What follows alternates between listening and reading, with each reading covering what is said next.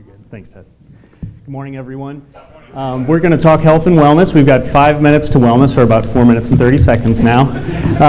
At this time of year, I like to focus on immune, health, and wellness. And then I reviewed our website for e4e, and we've got a video on that already. And so I thought, what type of immune-boosting information can I give people? And I thought, let's start with the basics. I have patients come in all the time who have recently had blood work done, and they'll comment, I had blood work done, it was good, or it was bad. Well, there's a lot of objective information on blood work. It doesn't fall neatly in those two categories. So what I'm going to give you right now is information on the 5 main categories that we want to focus on when you're getting blood work run, or how to interpret the basics. Now, I do recommend professional interpretation on this, and I'll say a second thing to that. When you look at blood work on any given line item, let's say we do a complete blood count and we want to see what the red blood cells are, there will be a reference range. And if you fall anywhere between number A and number B, it's considered normal. Well, there are a lot of people out there who practice functional medicine, and that is thinking in advance in a preventative way. And we tighten those reference range intervals a little bit, okay? We don't. If the low end of that reference range is 7, we don't want to see you at 7.1. Make sense? Good. Okay, so top 5 tests we want to see for blood work. Your first one is a complete blood count. Now I'm cheating a little bit with these first 2 because they are conglomerations, or batteries of multiple different measures. But if you have these 5 things, you'll have a great picture of what your wellness status is. Your complete blood count tells you what your red blood cell status is. That's how well you can carry oxygen, because the iron that's in there carries the oxygen. That's the heme component. Is that important? Yeah, that's important. The second component about a complete blood count is it'll tell you about your white blood cell activity. Why is this important? It lets you know of any reactivity that you're having to environmental factors.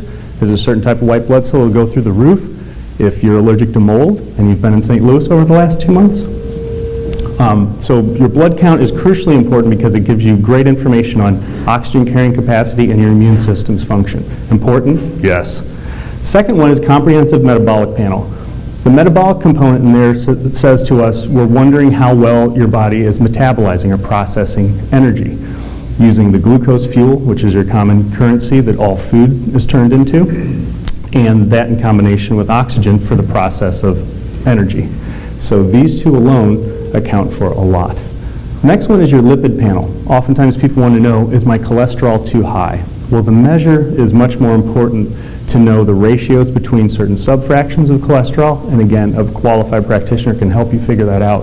With these 3 pieces of information, you have about 80% of what you need to know for your wellness. This is crucially important. Now let's get into fine-tuning. The last 2 that I've listed here are not in order of importance because they're both equally as important. We've got vitamin D. A blood test measures the active 25-hydroxy vitamin D. That's the functional level of vitamin D in your body. Why is this so important? Well, it is now completely agreed upon in all disciplines of medicine that vitamin D is a hormone rather than just a vitamin. It's interactive with almost every cell in your body, whether we're talking about your thyroid, bone, liver, or kidney. Immune function is very tied to vitamin D, and as it's often talked about, vitamin D, calcium, magnesium, and another subfraction called vitamin K work together for bone health. Important for everybody. The last marker are your inflammatory markers, and technically these are 2 different areas, but they fall in the same category. HSCRP means high sensitivity C-reactive protein. High sensitivity C-reactive protein will let us know if this particular protein structure is present, and if that presence is high, that lets us know that there's a higher likelihood for cardiovascular disease and other comorbidities or factors that are related to circulation. Think everything. The last one is homocysteine level. It's your second inflammatory marker, and this can tell us about how well somebody processes folate, which is a nutrient that we all need for proper function of endocrine system, think your hormones, and then the neurotransmitters. So if you have these 5 different markers, what you want to think about is, in the last 3 years, have you had a blood test done that hit on all of these factors? If the answer is no, contact your health provider and make sure that you receive that information. Then moving forward, what you want to do is have somebody that's going to take the time to sit down and decipher all that information, because again, we have over 50 points of data just between these top 2.